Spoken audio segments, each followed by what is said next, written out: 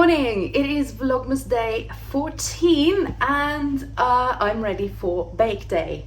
My lovely friend has now arrived and I do hope that we'll be able to film a little bit while we bake today. So yeah, I'll check in with you some times during the day and yeah, I'll see you later. Hi! Okay, so time to check in with the baking process.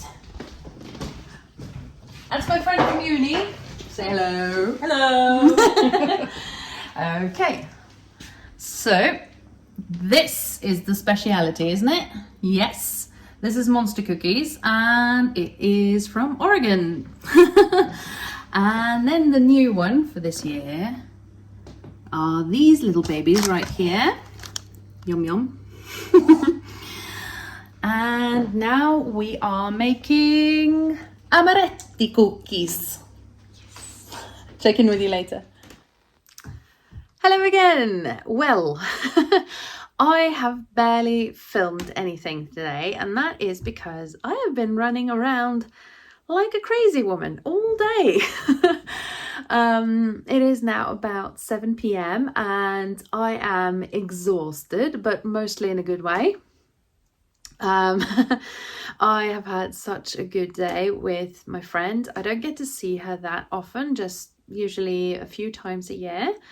Even though, I mean, she only lives in Oslo, but we lead busy lives. So it was so great to have a day like totally on my own with her. That was lovely. This is a tradition that we started when we were in uni. So many years ago. And we have kept it up every year bar one, I think, and that was when I was in hospital having my second daughter. So yeah, but we do it every year. It was a couple of years there, especially during COVID, that we had to do it via Zoom. But still, we had a baking day and it has been great fun. So my friend arrived at about 10:15 this morning and I picked her up at the train station and we have been baking, chatting, laughing all day. It's been really great. We managed to bake 4 different sorts of cookies today.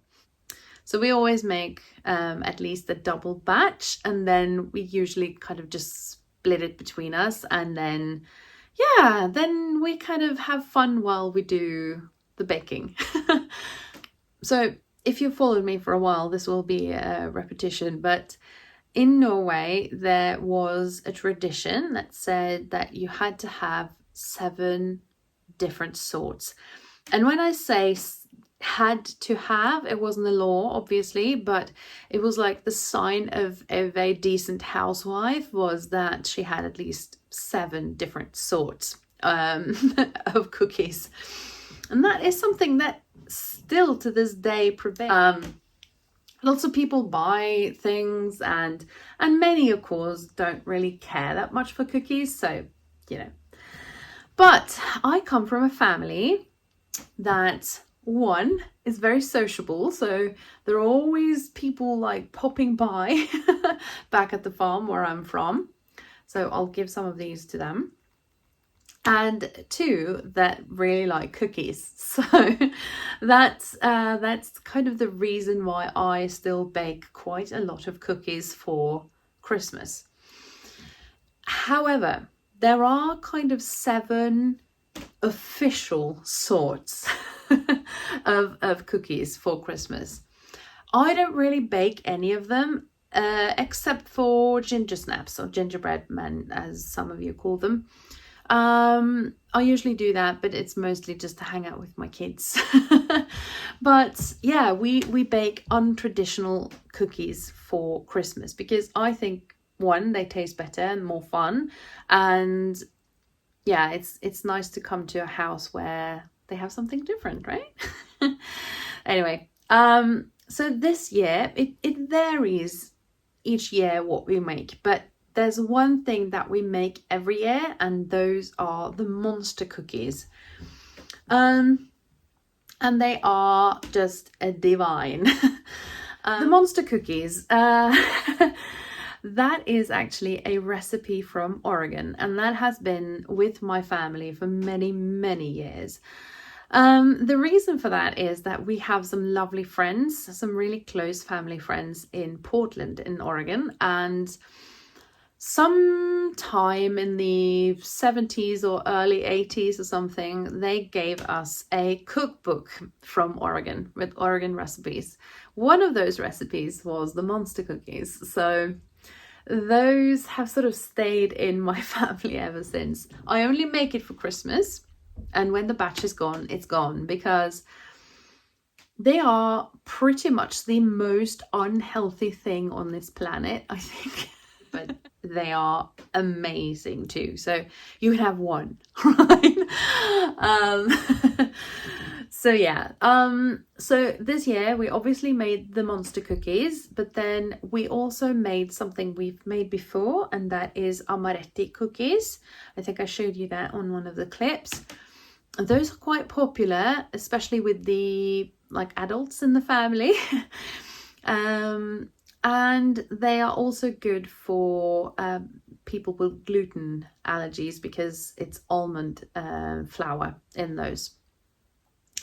Then we tried a new recipe. They look very similar to some I made when I was a child, and they are kind of like shortbread, but you sort of make a little dimple in them and then put in some jam, and we put raspberry jam in them, and they came out so good that I just know that I have to make an extra batch of those, because they're going to be kind of torn off the plate here. So yeah.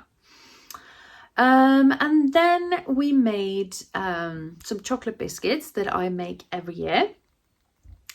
They were every kid's favorite in my family, and my mum used to make like a double portion of those, because she knew we would eat them all before Christmas. I think I left the recipe on my vlog last year for those, and I know that some of you tried them and really liked them. So if I have the time, I will leave the recipe for the chocolate biscuits in the description box this year too, because I know they're popular. So yeah, those were the 4 kinds: the monster cookies, the amaretti cookies, the chocolate biscuits, and then the shortbread raspberry biscuits, or cookies. So yeah, I call that a good day's work, because yeah, I have now driven my friend back to the train station, so she's heading back to Oslo. So in just a few hours, we managed to make 4 different sorts of cookies. I am really, really tired now, because it's been an extremely hectic weekend, and I haven't really had much time to relax. So what I'm going to do now is to open up my advent calendars with you, go inside, edit this, get it up, and then I will have some relaxed time tonight, I think. Okay, let's open up the advent calendars. I'll start with the one from my sister. It's heavier today than it usually is. Here comes the poem. 10 dager igjen til klokkene ringer. 3 lys vi tenner i dag. Jeg håper at jula deg bringer fred, glede og velbehag. So, I'm not sure what this is. It could be that it is sort of the 3rd Sunday of Advent, so it can be something about lights, maybe. She's taped it really well. Sorry.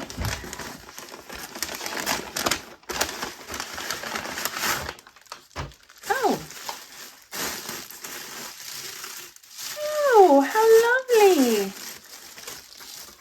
Oh, look at that.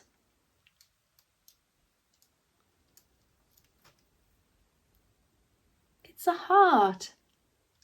And it has all of these lovely little like beads on them. My goodness, that is gorgeous. I've never really seen anything like this before. Oh, I think this is going on my door actually. I have still not made my wreath, so I might just go for this instead. What do you think? It's lovely. Really like that. Gorgeous. Okay. And then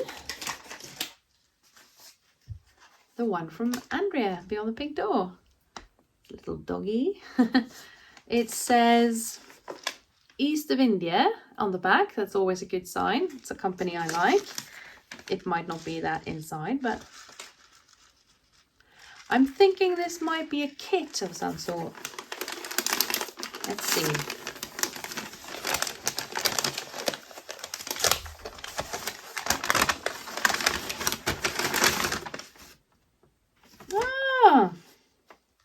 Make your own felt decoration kit. Oh my goodness, that is really, and it is it's a pink house for the Christmas tree.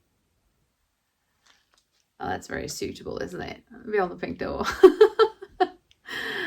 Oh, can I make this though? I'm not very handy with these things. Kit includes pre-cut felt shapes. It always helps if it's pre-cut for my part because I'm such a clumsy girl with the scissors and everything. Filling, beads, ribbon, baker's twine, thread, metal needle, plastic needle. You will need scissors and glue.